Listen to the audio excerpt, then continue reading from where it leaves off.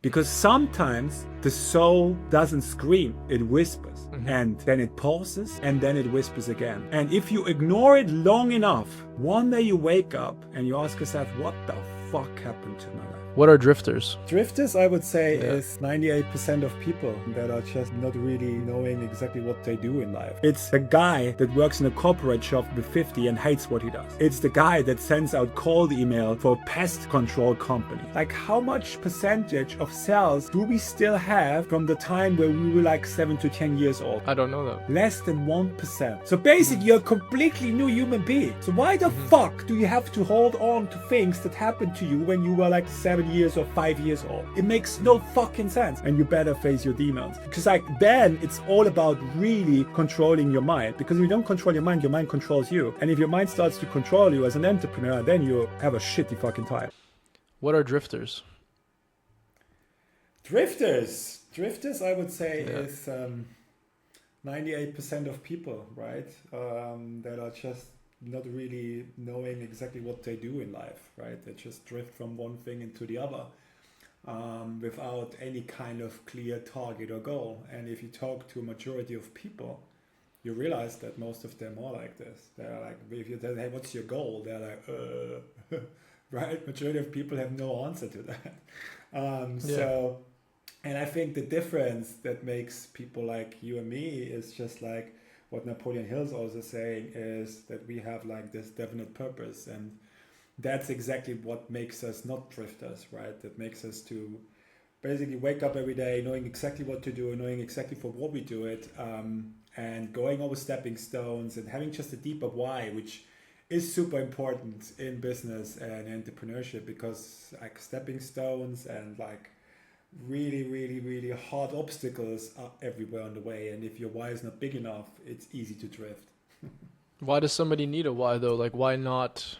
I think this is maybe something that I fell into before I got into the stuff that we both do now, into, I guess, let's define it as wanting more in my life. I was pretty content with drifting. I thought that was all good. You know, I was pretty content with the life that I had, the direction that I was going into, because the effort level required to maintain that life was pretty low effort level. So why would anybody actually require a why? Why not drift? Why not be content? Yeah, I mean, go back to Carl Jung here, where he says, as long as you don't make the subconscious conscious, right, you call it life. How exactly is it? Like, you know how it goes, right? Until you make the unconscious conscious, it will direct your life and you will call it fate. Fate, exactly. Perfect, thank you. So what I wanted to say with that, it's just really like that majority of people, I would say 99% of people are sleeping. I think less than 1% are doing this work that we do here, okay? So like if you talk to a normal person and say like, hey, do you have an idea how to make the unconscious conscious? They're like, what? I mean, try to talk to a normal person about that. They will not really understand it. So like, I think when you starting, like if you would have never done this work, pretty sure you would still do the same thing like you have done before. You would have never gone and do what you do today. But somebody opened your horizon, which was in this case me and maybe Limitless Rewired, that showed you, right, there's more to life than just like making money and, you know, like having a lot of material things and all that kind of things. There's just more to it, and there's something deeper that has been calling you, where you were like, you know what, compared to that, everything else is just, you know, not nourishing me the same way like this like this is doing. And I think like you can only get there if you're really starting doing that work. If you are like not doing that work, then you will always drift a little bit. Like maybe don't take me wrong, maybe you have a goal and maybe you still go for it, even if you don't do that work. That's for sure. But you will never understand what it really means to make the subconscious conscious. You will pretty sure, like a lot of success, and you work with a lot of successful people, me too, that are super successful, that are doing millions and stuff like this. However, they still live with their patterns that has been implanted into their brains when they were kids, right? So like, I mean, like one thing that really impressed me, and maybe you can link it under this podcast, is this video that I posted last time in the Limitless tribe. Maybe you've seen it with the snakes, the kids and the snakes. Have you seen it? Yeah. Right, like the thing is like it's so insane, right? There's this like 1-2-year-old kids, okay, sitting on the floor, and they're putting these massive snakes in the middle of them, and they go through this thing, and the babies are not at all terrified by them. Why? Because nobody ever taught them to fear these animals. They even go there. They you know, they go there with the hands. Then they go there even with the hands. The one puts their cheek on the snake, and like nothing happens. And like it's insane. And like this also one more time shows that we come into this world as free spirits, right? So we are free spirit, and then everything else just gets implanted into our brain. That's exactly what happens, and that creates the program. And what I think is totally insane thinking about it, and like last time I made a post about it. I mean, you maybe know that, Tristan, but like, do you know how much cells, right? From a percentage, like how much percentage of cells do we still have from the time where we were like 7 to 10 years old? How much do we still have percentage of cells today? I don't know that. You don't know? No, I don't know. Less than 1%. So basically, you're a completely new human being.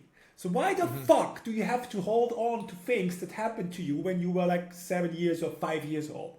It makes no fucking sense. However, if you go to a psychologist, they will tell you, hey, poor Tristan, this happened to you when you were 7, and you know that's why we put you this label now, and this label is going to stay with you for your whole life, and that's why you are like this, and that's how you cope with it. Oh, fucking great.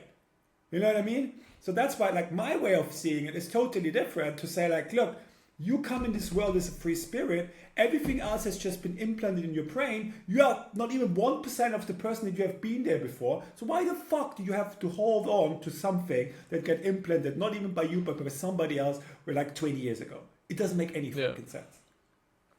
Yeah, and I think the biggest lever that people can pull is just understanding what you've just described. Like when you were saying that, you know, people are asleep, and ultimately, had I not become conscious, had somebody not become conscious, like in their own specific situation, that they'll continue to just drift.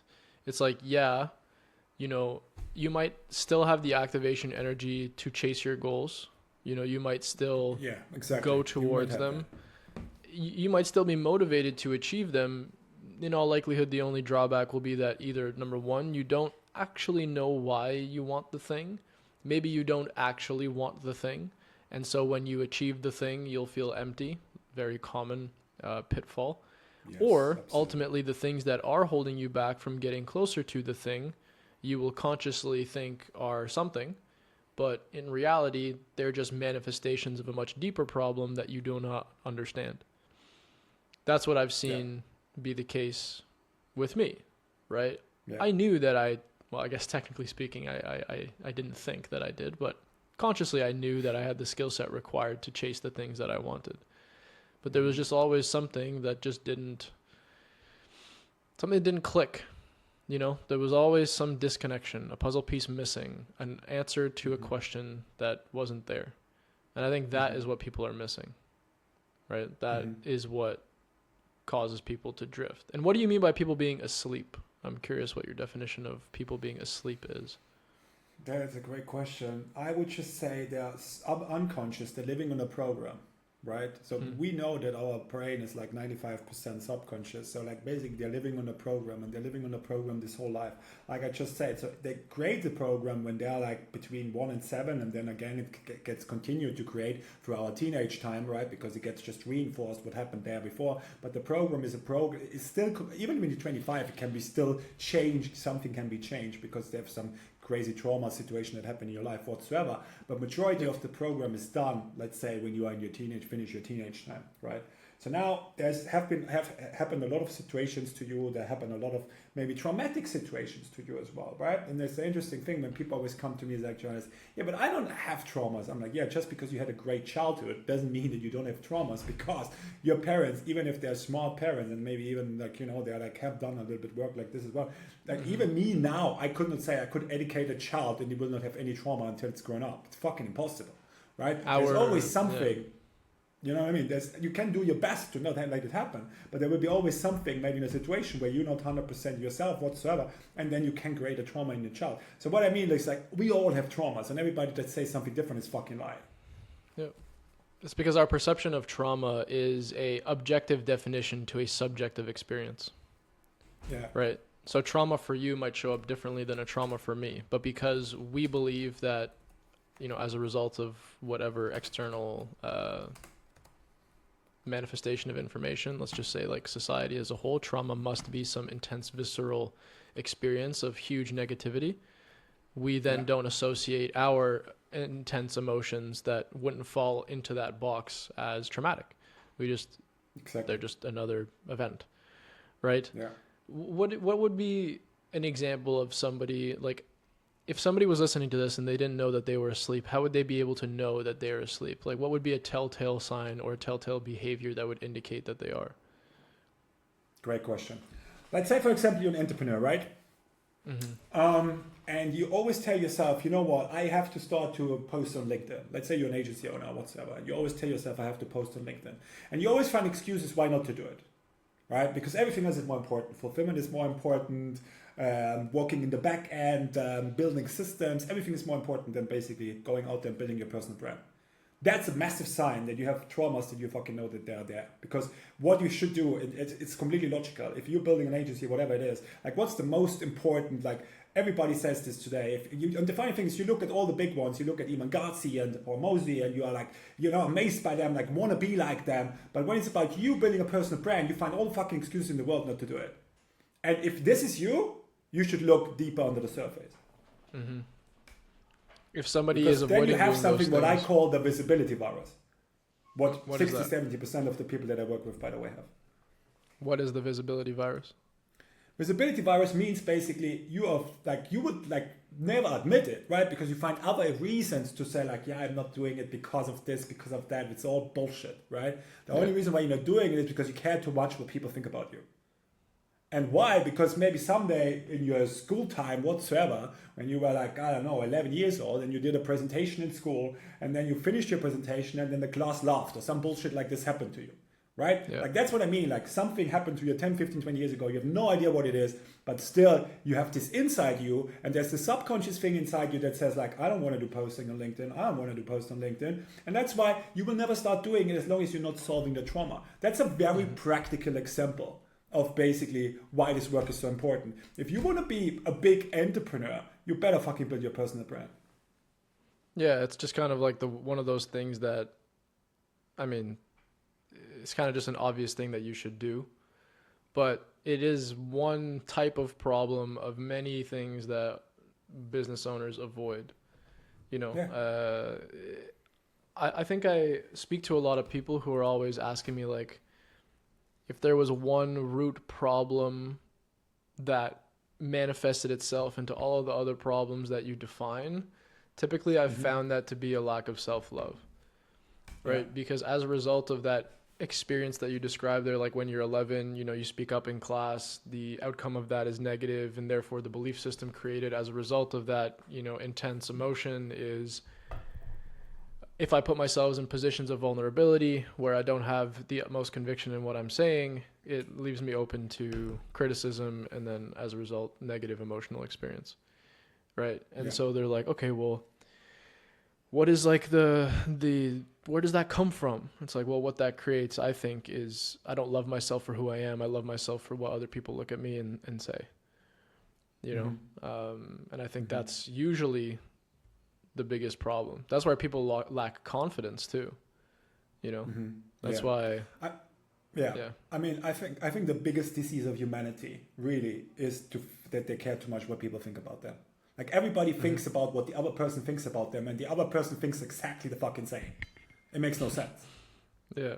Like literally, it's if you think about it, it's completely craziness, right? So like I think one thing of the most important thing, like if you really say you want to be a confident person, is you don't give a fuck what people think about you. Like I literally couldn't care less what people think about me. Don't take me wrong, I care what people think about me that are, you know, my best friends or people that I look up to or my family. Don't take me wrong. Like I mean, in some kind of way, my family not really, because if I would listen to my family, I would never do what I'm doing today, right? So that's also another thing. And I say I listen to people where the opinion is you know important for me. Like we did something today where we did shadow work again, where you have not been there by the way, and what we did there was like there's this one thing that says about like. Yeah, but somebody like basically like you talk to a shadow and you say like, but you should be like this, you should be like that.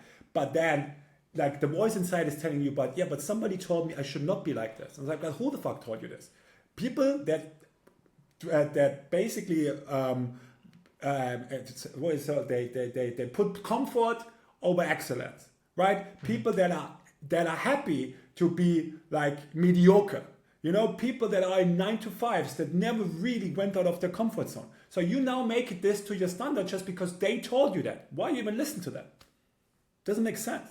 Listen to the people that you really want to listen to, or listen to these people, but don't listen to people that are anyway never will do what you want to do. It doesn't make any sense. And still, if you're not doing that work, you will always have this in your mind because that's how you're educated, that's how you grow up, that's basically the vision of how you see the world.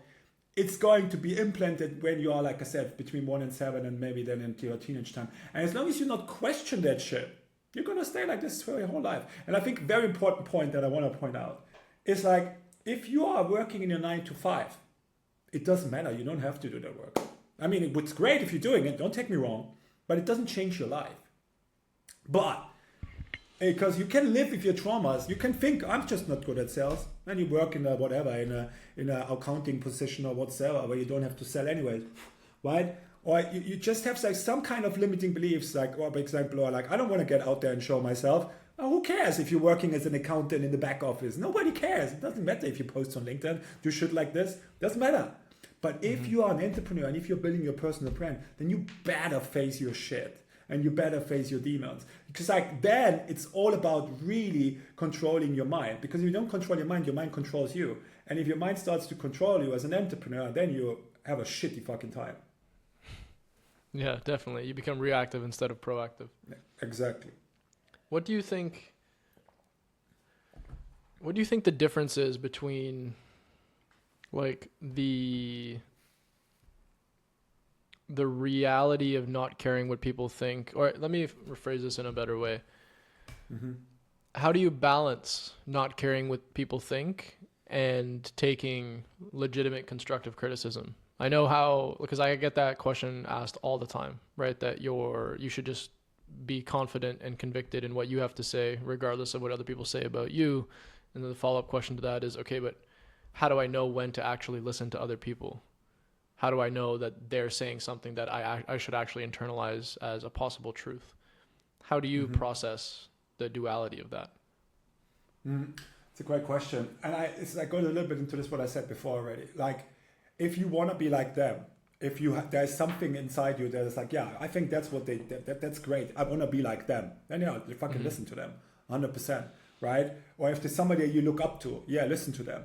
Or if it's a really good friend as well that really means something to you, and you know they want your best, because you know not every friend wants your best. Maybe that's jealous, maybe they're this, they're that, but you know, just you trust them and you know they want their best, and maybe they call out your shit, you know, but that's also okay, right? You know what I mean? Like that's also what we do as coaches. We call out the shit. I just called out the big shit of my client just before the lesson before, and he's like, you know what? I said it was a little bit tough love. He's like, yeah, but that's why that's why I'm also here. That's what I also need. I'm like, it's great that you recognize that, because not a lot of people can do that, right? But I mean, that's what it's all about. So if somebody is calling out your shit that you really look up to, then it's also completely okay, right?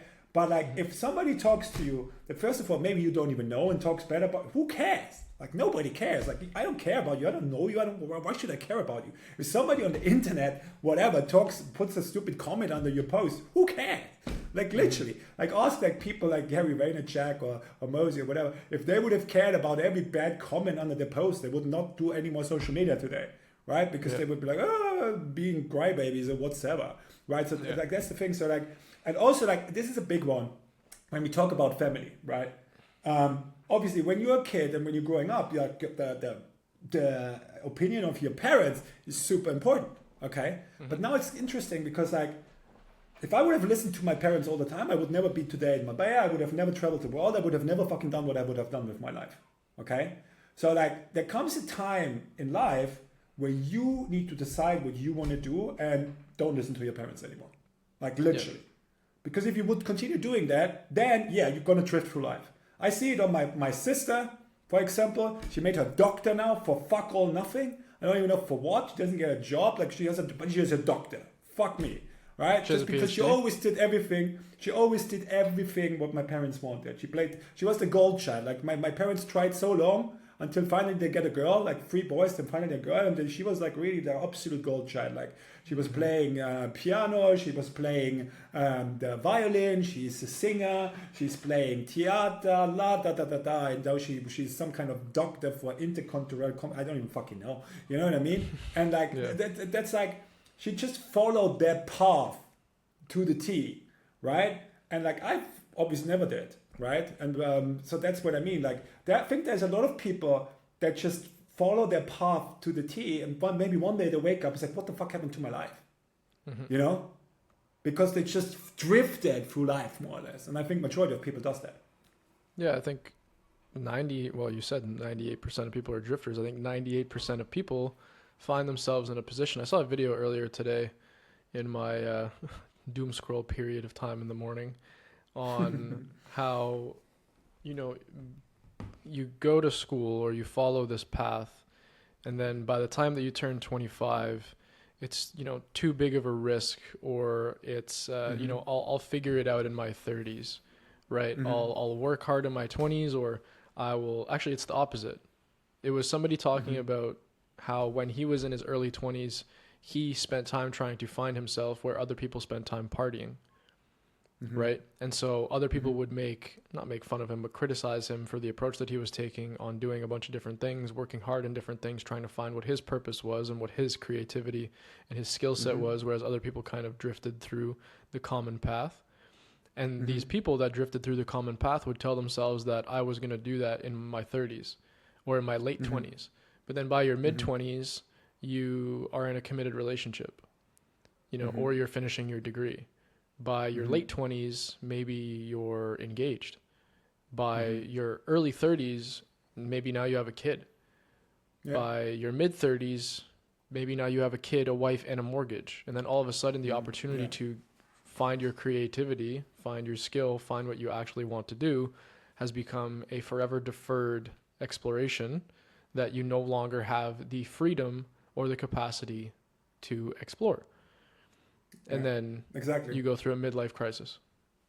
Yeah, 100%. And like, this is also the thing, like, this is a very good thing that you said that, because like, it's like, if you, again, we are in comparison. What the fuck do people think about me, right? That's the path of society. So you don't follow the path of society. That's why you feel bad. Like how many women, they're like, oh my God, I'm getting 30 now. I'm still not married. I still don't have kids. Who gives a fuck?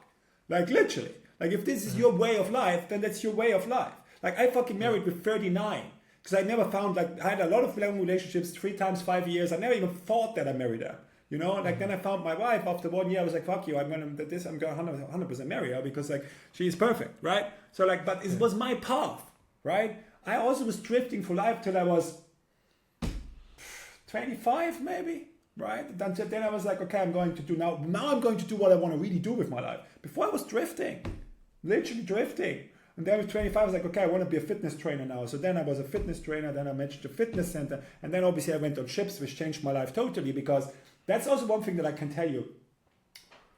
If you have the feeling that for whatever reason, you are not growing anymore in the environment that you are, and you're just feeling stuck somehow, go somewhere else where nobody fucking knows you and really invent yourself completely new. Especially like, for example, I can tell you, like, I was always this failure and loser my whole youth, right?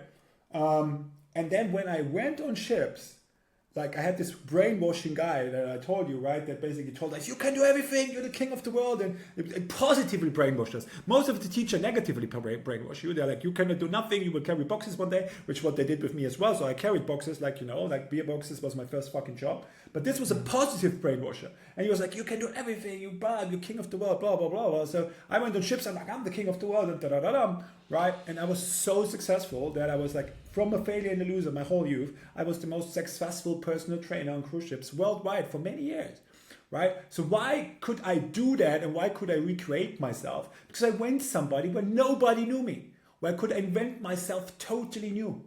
And that's super powerful. So if you have the feeling that for whatever reason you are like maybe stuck, you know, or maybe you even feel like a failure, a loser, whatsoever, go somewhere where nobody knows you, where you can invent yourself totally new. That's the most powerful thing that you can do for, I think, your confidence and for your evolution as a human being. What if somebody's scared about going somewhere new because everything that they know is exactly where they are? Yeah, then they have a general problem. They have a general problem anyways, where they need to fix about why the fuck they're scared. Yeah, well, I think that's primarily the issue that most people experience, right? That they become inhabited with where they live.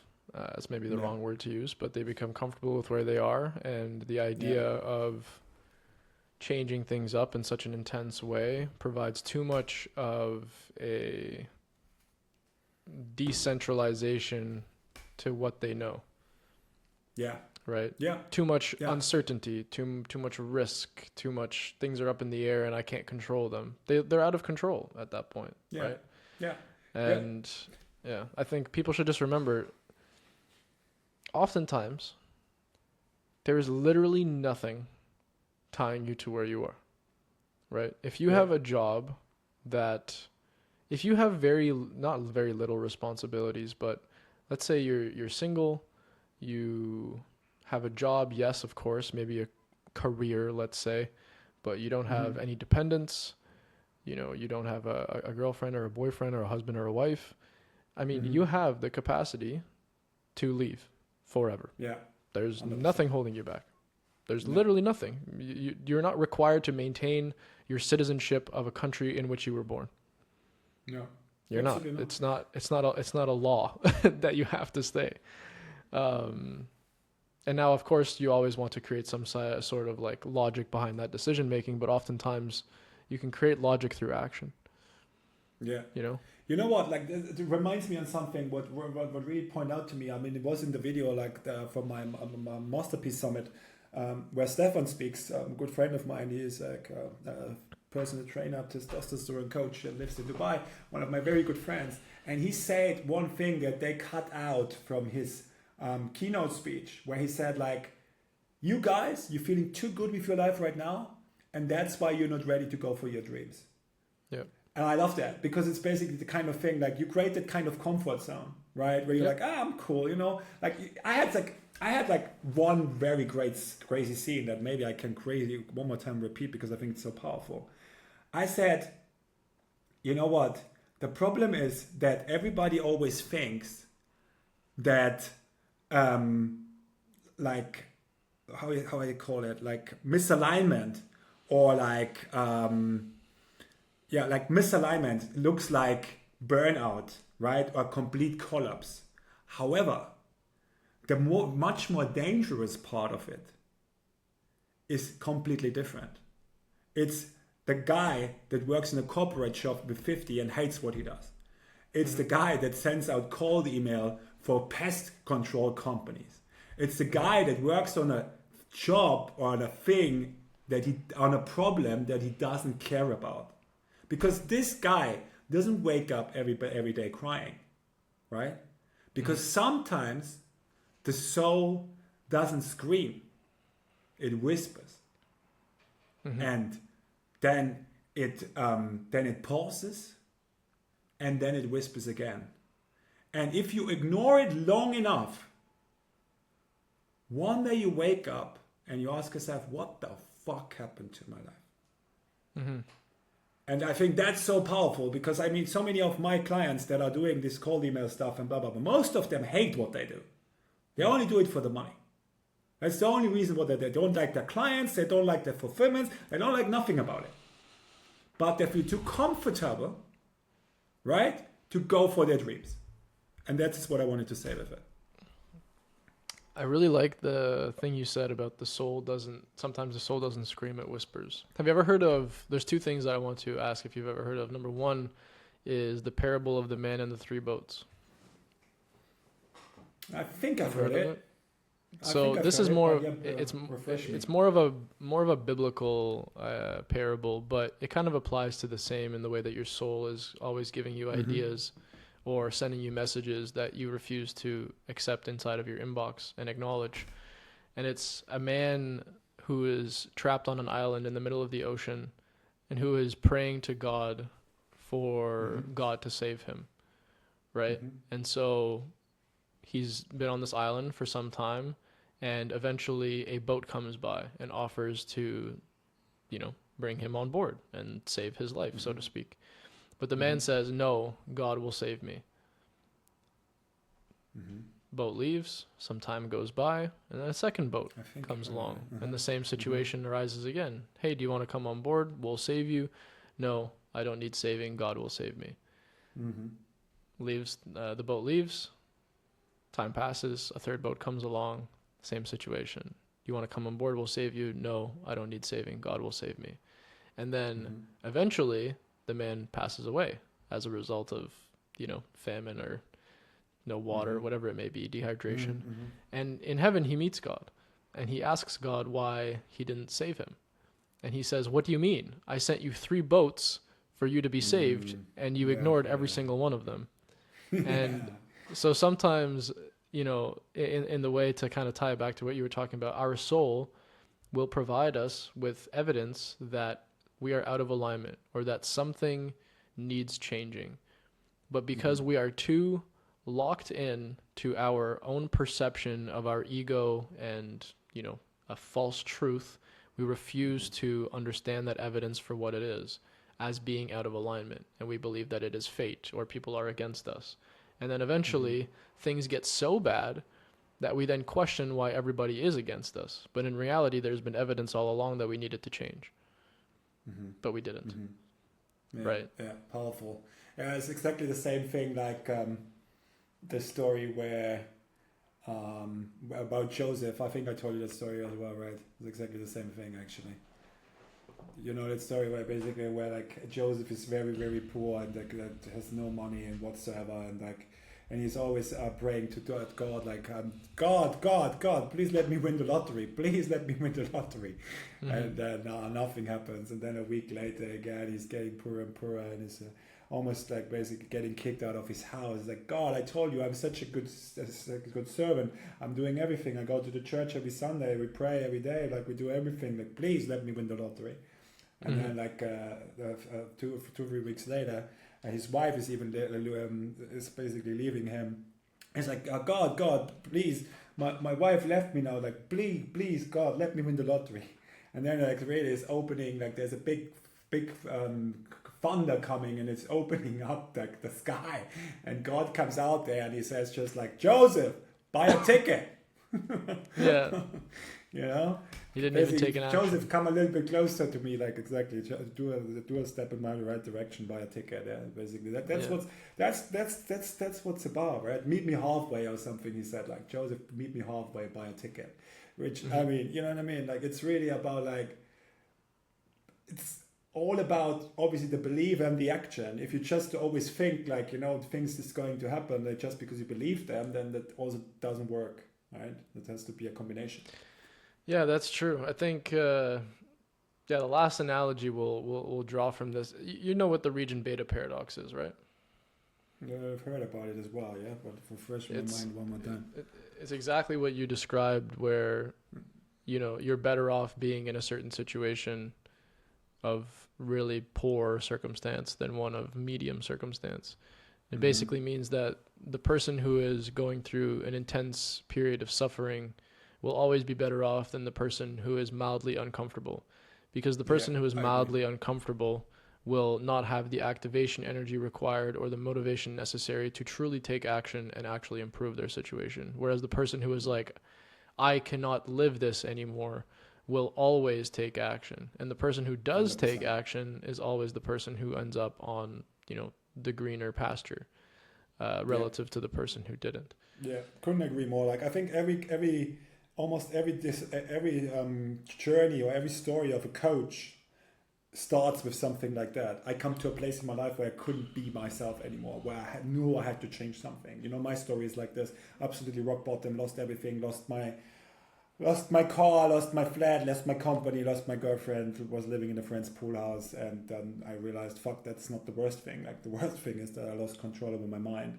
And when I realized that, I decided I had this day where I was like, I will do everything and I will not stop until I have full control over my mind back, and I have the same success mindset that I had on ships, where I was like the most successful person trainer, and everything I touched turned into gold. Like whatever target I set myself, it was crazy ridiculous. And then like a few years later, I was just on the fucking bottom. I was like, come on, like, I mean, I have been there, I can get back up to it, I just need to get my mind again up back to it. And when I did that, then I scaled my agency to 35K in like 6 months.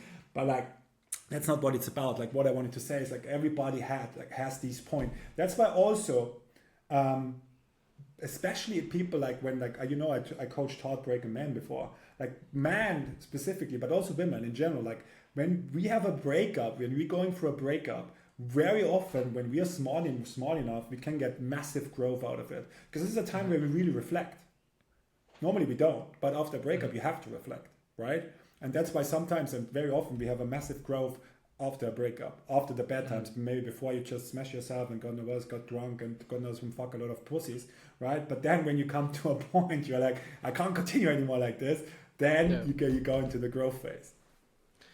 I'm curious, like, I would love for you to describe why working with heartbroken men was something that you couldn't do in sustainability or in perpetuity, like why you had to stop that. I know why, of course, based on conversations that we've had, but I think there's a lesson in why that wasn't sustainable for you, that the average person could take away from how they interact with not heartbroken people specifically, but other people in general people that have low energy. Yeah, I mean, this is actually a very good question. And like, honestly, like I was really passionate about it. I really thought that was my first calling, right? Because I always was like, Johannes, you're an instrument of the universe, God and the Tao, that helps to live consciousness to a higher level worldwide. So like, that was my thing that I always listened when I meditated. So when I was doing that thing with coaching the heartbroken man, I was really like, I was also like, I post everything on Facebook. I really made a thing out of it, right? And I had my community and all of that. I was growing really big on Facebook. I had some times where I had like 200 likes and 50 comments and shit like this. So it was really big. And I enjoyed doing it. I was passionate about it. However, when I had like 3-4 calls a day with these kind of people, because this is the thing what you also need to understand. If a man comes to you admitting that they need help with that, they're fucked. Like, they're literally fucked, because everybody's just like, you know what, doesn't matter, just fuck on our pussy, it doesn't matter, like another toy, like, you know what I mean, like, we just always cool and pretend that nothing happens. But if a man comes to you, it's like, I really need help, they're fucked. Most of the time they had a lot of bad relationships, it's a terrible love life, it's just like, you know, like, it's really like they come to a place where it's highly toxic, like they have to go with narcissists, like whole thing, right, the whole 9 yards, borderline syndrome, everything, right? So the point is this, that after 3-4 calls a day, I was so low in energy. I could literally go to sleep. Like I was dead. Like I felt so drowned out. It was terrible. So I realized, because my energy is so high that you maybe realize a little bit in this podcast, I mean, Tristan knows it. I mean, I think you already realized it in the podcast, right? So like I have a sky high energy. So now this energy was just gone totally. I was like, I can't continue like this. Like they robbed my energy. It's ridiculous, right? And that's why I was like, I had to stop. I had to stop because I couldn't continue anymore. And that's when I coach now, like these young, driven entrepreneurs. That's a completely different story, because these guys want to learn. They're driven. They have energy. They also have high energy. So it's like basically bouncing energy back and forward. It's a completely different story than having somebody that is like, you know, totally heartbroken and just totally hates themselves. Because that's most of the time the people that I work with. It was very difficult. I helped them a lot. Don't take me wrong. I had amazing success stories as well with my clients, amazing testimonials, all of that. I really helped them. But I couldn't do it anymore because it robbed me so much energy. And coming to the point where you said, like, if you are surrounded by people that are, I call them energy vampires, cut them out of your life. That's not worth it. Like literally, like I cut out the biggest energy vampire after I lost my company with my business partner at this time. And after that, I made like a cut. I was like, okay, I really observed all my relationships around me. I'm like, okay, who else is somebody that just pulls energy from me? And I cut them all out systematically. And it's the best what I've done, bro. I think that's the single most important thing that you can, well, I often say the single most important thing. There's about 1,000 important things that you can take care of as it comes to like, being able to better control your mind and your energy. But it is like a hugely important factor. We are always going to be impacted by external circumstance, no matter what. We can be as in control of our mental state and our emotional state as possible, but external circumstance is like none of us are immune to that. The true skill of I guess controlling your own mind or being in control of it is how you can readjust after being impacted by external circumstance. And I think it's so easy, and we have every skill and the capacity required to curate that so that it's net positive to us. But many of us never take the time to actually audit, okay, who, like inside of your program, which I've done inside of mine now too, is identifying who inside of your life is actually being a detractor to you being the person you want to be, and who is being a positive influence. Where do you feel a net positive outcome, right? I actually heard Hormozy talk about this yesterday, and I disagree with a lot of what Hormozy says, not to discount him as an individual. I think he's an incredibly bright and incredible person, obviously materially infinitely more successful than I, and a really also insightful person. Like he genuinely thinks about stuff. But he said how relationships are transactional. And so Chris Williamson responded to that by saying, people might criticize you, or what would you say to people who criticize you for treating relationships in transactional ways? His response was funny. He was like, so what? Yeah. All relationships are transactional. Yeah, all of them.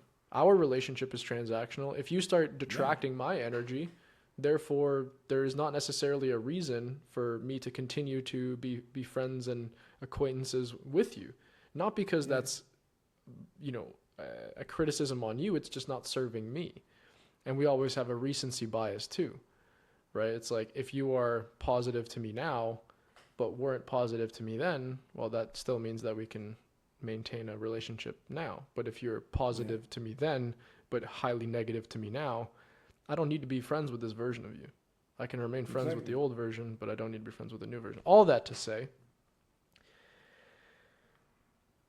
entrepreneurs, I think, do a very decent job of curating circles where it's not too bad. But they don't do a good job of knowing why that is or how they can make that like a sustainable practice.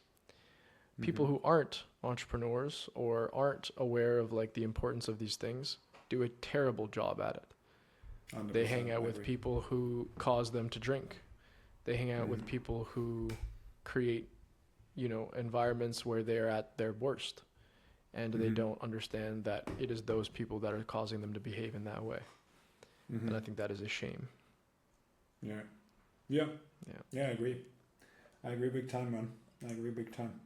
And like I said before, like as long as you're in a 9 to 5, you don't really have to do that work. You can do it, but it's not essential for you. But if you're an entrepreneur, like if you're doing that work, it becomes your absolutely fucking superpower. Like nothing. It's like that's sometimes what I don't understand. And I mean, we can talk about this a lot, right? Like because people would like, if people on LinkedIn, for example, they're like, I just created this new AI thing, Common Cloud, blah blah blah. I was like, yeah, I want this, right?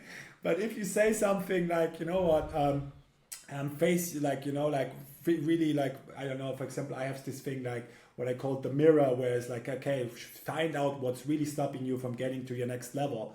And people are like, no, I'm not really interested. Or like now I have the potential gap, which is a really cool thing as well, where I said like, look, how much of your potential you're actually using? People are like, no. Like, because you know what, like it's so much easier for people to say like, I need more strategies and skills, instead of saying, fuck, I'm the problem, right? It's so difficult for people to admit, to understand like, hey, I need to change. If I want to be that kind of entrepreneur, I need to change to become that person, because everything is be to have, right? Like if people would understand this principle better, like people would like just really like understanding, hey, fuck, it's be to have. So if it's be to have, what's the essence of everything? Yeah, fuck me, right? Like who else, right? So what do I need to work on to become the person that I want to be on myself?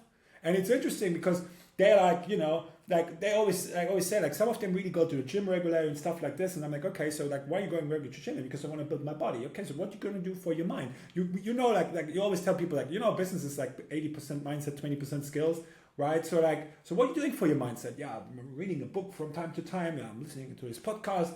I'm like, yeah, but have you ever done like systematic training? It's like the same thing. Like I said, when you like, let's say you're going to the gym sporadically, you go to the gym, I don't know, once a week, or like or 2 times a week, then you don't go for a week, and then you go like, it's the same thing, right? So, or you're working with a personal trainer like for 6 months, right? That has like a clear program where you follow step by step, what you think gives you more results, right? And so like, but they don't think like this in the way of the mind. They always say, I want to have a great mindset, I want to work on my mindset. But when it's about really putting in the work, most of the people are like, yeah, nah. Or they even understand that they need to do it, but then they're like, yeah, but now it's not the right time. Like, maybe I do this later. It's not the priority. Let's just say it like this, right? Yeah. And I tell you also why, Tristan, and that's what you said before. Because that's what I was about to ask. Feel bad enough. They don't feel bad enough. They don't feel bad enough. They're comfortable in their kind of comfort zone that they're in, and that's like exactly what Stefan said. Like, you're too comfortable with your lives. And that's why you're not really reaching for your goals. That's exactly the main problem. They are just so comfortable in this kind of bubble where they're in there, and they're like, don't want to go out of the comfort zone out to no, like no, it's all like this, right? But they also maybe don't have that drive, bro. Like, I'm working now with an 18-year-old boy, bless him, like Jamie, if you hear that, man, you are fucking amazing, right? This guy has a drive with 18 where I'm like, bro, I have another one, Jamie, I have 2 18-year-old boys, by the way, that are working now with me. Where I'm saying like, what the fuck does this come from? But they were listening to my YouTube videos, they checked my YouTube videos, they liked my stuff, and they were like, I want to learn from Johannes, you know? They just came, and it's like, they came out of nowhere, really. Crazy, but like, they just signed up with me, bro. But they paid me 5K with 18 years. I'm like, what the fuck, right? But they did it because they're like, I followed you so long, the other guy said, you know, and now I'm having a job at a startup, and I was thinking my parents, you know, they still support me, so why I'm not using the money to invest into myself? But I mean, how many young guys are out there like these guys? Not a lot, but they will triumph everybody else. Because if you start with 18 doing that work, what's going to happen with you when you're 25? You're unstoppable. Yeah, no, I totally agree. Why else do you think that people refuse to acknowledge the value of doing something like this as opposed to the common solutions, you know, like fixing a funnel or fixing like trying in the new mindset hack? Like, for example, I had a client who was working, he's like most successful client that I have, like relative to the financial success, like his business makes the most amount of money. Yeah. They do like over 7 figures a year, I think. And he was basically, he was the one who had the most limiting beliefs, like the most imposter syndrome, the most fear around failure. Yeah, very interesting. And he was telling me that he had worked with a mindset coach before, but that mindset coach had given him like just tactics on how to avoid procrastination and never really confront the self. So yeah, it didn't really work. And so all that to say, why do you think that the things that people actually think are going to help them are not actually the things that are going to make the lasting difference? That's a great question, man. And I have like a crazy answer to that. Like, when we come back to what we just talked about before, because they're unconscious, they're sleeping. How should they know about things that they don't know about? They don't know. Nobody ever showed them Like they are like the way that we doing the work, Tristan. Like, have you ever thought before that this is even existing? You know what I mean? If when you have not known the work, just like let's speak about you, where you have not known the work that we have done, did you even know that this kind of work is existing? No, in that way, in that level, no, in I that don't think depth. so. I don't think definitely not with the depth, but I think my knowledge stopped at the nomenclature of different psychological frameworks. I knew what shadow work was only by name, child work only by name. Yeah. That's what I would say. So you've heard about it, exactly. But you never understood the whole construct of what it really is. And like really like understanding like this kind of work to understand like, okay, like we are programmed and basically like this is program has been installed between 1 and 7. Like a lot of people have heard that before. Yeah? Like, yeah, I've heard that before. And what? Like, it doesn't change your life and you told me I've heard it before. You like, if you really heard about that before and you take it serious, then why the fuck you not changing it? You want to live like this your whole life. You want to be programmed running for your life. You want to go subconscious, unconscious for your life. You want to do that? Or you want to live a life like where you really say like, you know, like I have this amazing thing here, right? Like from my mastermind, like here there's written, you are the creator, right? I gave everybody this on the mastermind, right? Which is it's a reminder to you that you are the creator of your life. But most of you just drift through life. You're not creators. Like everybody, God made us creators. Yeah? We are creators. That's what we're here for. We are creating things, right? But most of you don't create. Or maybe you create for others, but you don't create for yourself. Like majority of people create for others. They create for the people that say like, hi, I'm a creator. And they found 100 other people like serving them to create their creation. Or maybe 1,000, or maybe 10,000, you know? I mean, that's how the world works. Otherwise, the world wouldn't work anyways, right? So like, but I mean, the good thing for us is, like for me personally, I would die. Like I would literally die if I have to create for other people. I could not do it. Yeah. Yeah, no, I feel the same way now. I heard this beautiful quote the other day. You ready? Yeah. It goes, the reason you feel so out of alignment is because you were put here to create, but all you do is consume. I love that. That's beautiful. Isn't that nice? Yeah, it's beautiful. I saw that and I was like, you know, very interesting. Obviously, to each and every individual person, our creativity shows up differently and manifests itself differently. But ultimately, we all have a creative muscle. And as a result of consumerism, social media, you know, I guess capitalist society, we have become a society of consumers. And the reason 100%. We oftentimes feel so lost is because we are not enabled and never enable ourselves to create. It's a shame. 100%. It's a shame. 100%. And I think for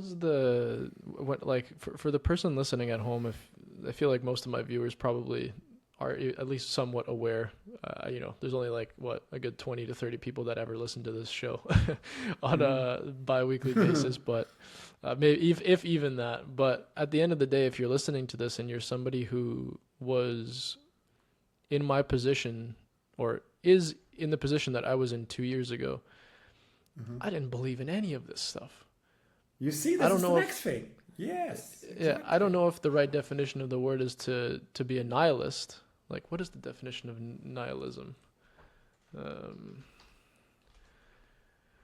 It's a philosophical stance asserting that life has no inherent meaning, purpose, or intrinsic value. Yeah, like, maybe. You know, I was kind of on that wave. I was certainly what would be defined as a realist. You know, show me the evidence. Show me the proof.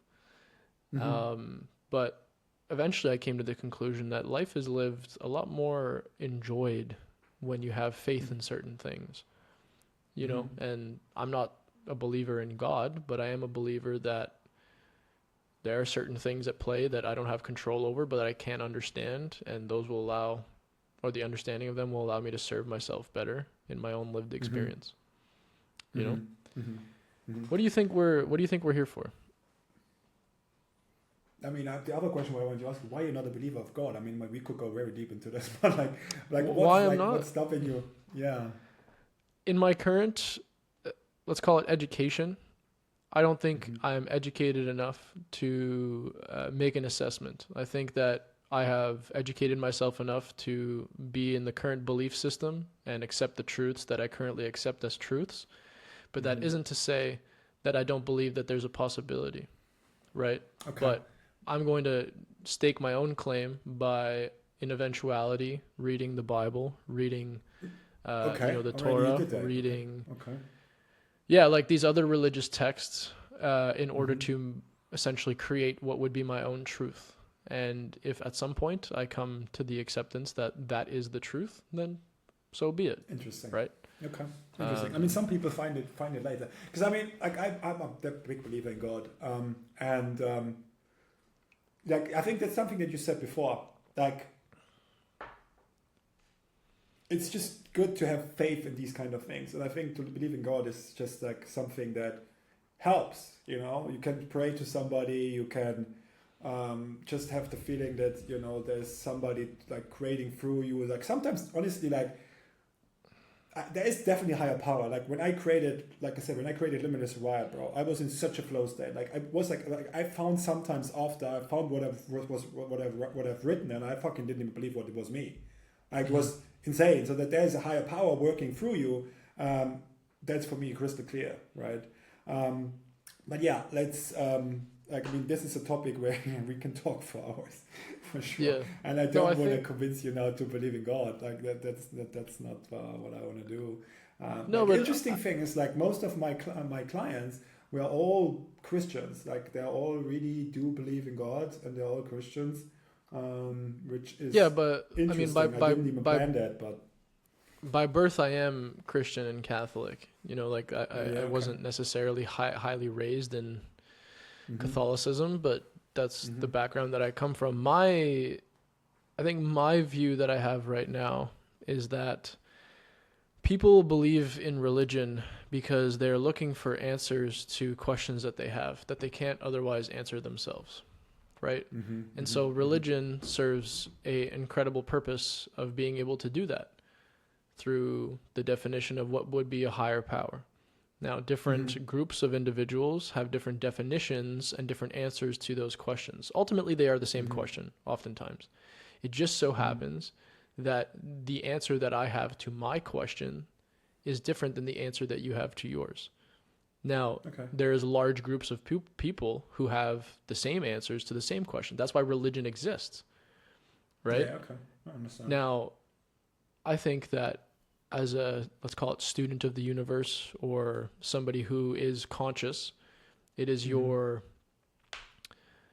duty to maybe find the answer to that question when the timing is right for you, and believe what it is you believe, right? Because if there was 100%. I think that if there was one inherent truth, we as human beings don't have the capacity to know that it is the truth, because if that were the case, then there wouldn't be multiple religions. No, for sure. No, I agree. Don't take me wrong. I don't believe in the Catholic Church, right? So otherwise, I would have married in Catholic Church and stuff like that. I didn't. Okay, so like the church, what they are doing, that's a kind of different story. I do believe there's a God. Yeah. Yes, for sure. But I think I'm very spiritual in my way of beliefs, right? There's not like I only believe this and this is that. I do believe there's a God, but what kind of God whatsoever, I don't really know. Obviously, there's something that if you say you lie, because nobody fucking knows, right? It's just this for me. It's just a faith. Yeah. It's just like a belief that I have, but it does serve me. And it's the interesting thing is like. Very often when I meet people that are really going that way, they are just, telling you that it really serves them to have that relationship with God. Like if you speak to Stefan, for example, the guy that I told you, the personal trainer guy, he really says it really serves him to have that relationship. And a lot of people that I talk to that are really high class entrepreneurs as well. They very often have this relationship to God somehow, right? Because for whatever reason, it helps them going through the hard times maybe or whatsoever. Yep. And that is the important distinction, that their belief system and what they believe to be the truth is serving them. right? Yeah, exactly. If what I believe to be the truth serves me in my current stage of life, and allows me to, execute and live the most fulfilled life that I can live, then who would be someone else to question that, right? It's like as if I were to make a fashion choice in the way that I dress, and you would objectively look at me and be like, that's a stupid way to look. It's like, well, it makes me feel great. So why are you doubting that? And I think dependent on your worldview and why you think we are here, I would understand why people would objectively disagree with that, because they might think that, no, we are all here to serve God through the lens in which, the Bible maybe dictates. And that's okay, right? That's your truth based on your beliefs. You're perceiving the way that I live based on your beliefs. Whereas this might be a little bit like of a, I don't know what the actual like terminology would be for it, and subject to change, by the way, always. But I think we're here for ourselves. I think I'm here for a very selfish reason. I think I'm here to enjoy my life and live my best life.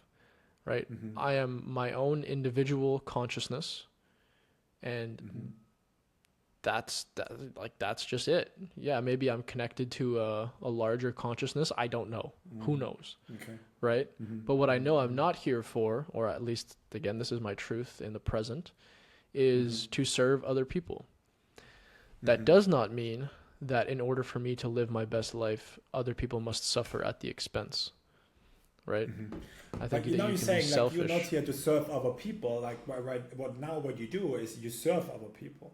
I help other people, with the work that you do, you serve other people. Okay. Yeah, but what is the primary reason for that? Financial gain, the acquisition of respect, love, and admiration, which are all selfish, inherent desires. It just so happens that my selfish desires are also positive to other people. And so I believe that you can be selfish without requiring that selfishness to be at the expense of others, right? So I don't think that my purpose is to help others. I think my purpose is to enjoy and live my best self. And as a result, other people are also positively benefiting. Okay, that's very pragmatic. Yeah, pragmatic. But yeah, I think that's the case, though. You're always this kind of analyst, right? So like very scientific and stuff like this. Like, but it's not even. Like I said, for me, it's like more an emotional thing, right? Like I said, for me, it's really not an emotional thing for me, though. It's not, yeah, exactly. Like for me, it is, right? So that's what I want to say. No. For me, it's really an emotional thing, like because like it is for me, it's a calling, meaning like. For me personally, it is also selfish in a kind of way, yes, because I say like nothing fulfills me more than helping other people grow, right? Like that's just the thing that fulfills me more than anything else. Okay. And that's maybe also selfish, yes. So is that not inherently selfish to seek your own fulfillment? It is.